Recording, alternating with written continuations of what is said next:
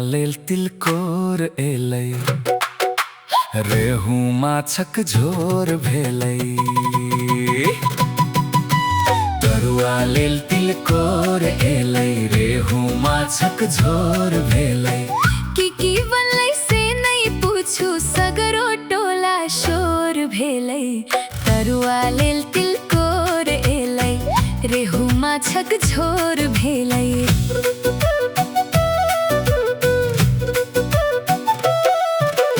भोरे उठलौं अंगना निपलौं, कोठी आदर बज्जा पोछलौं। जोरन द क दही पौरलौं, तुलसी फूलक चाउर अनलौं। परवल आलू भुजिया कटलौं, परवल आलू भुजिया कटलौं। अगबे घी में पूरी छनलौं। तरुआ लेल तिलकोर एलै, रेहू माछक झोर भेलै। तरुआ लेल तिलकोर एलै, रेहू माछक झोर भेलै।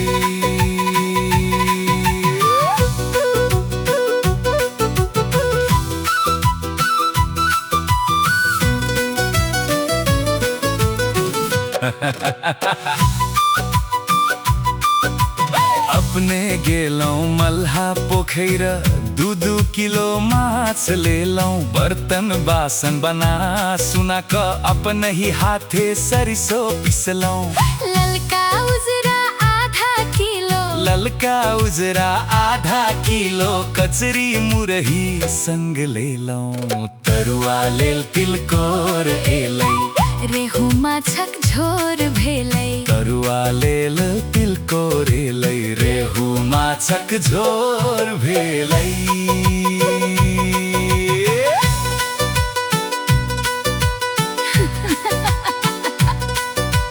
भात पसा क बैसल रही, तखने फोनक घंटी बाजल। आजुक जतरा नहिए बनलै, ऑफिस में किछु काज एलै।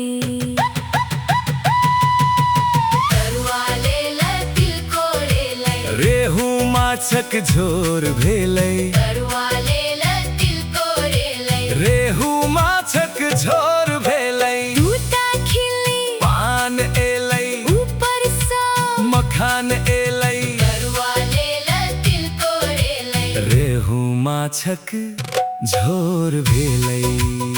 मुदा पाहुन नहीं एला। हाय रे ऑफिस।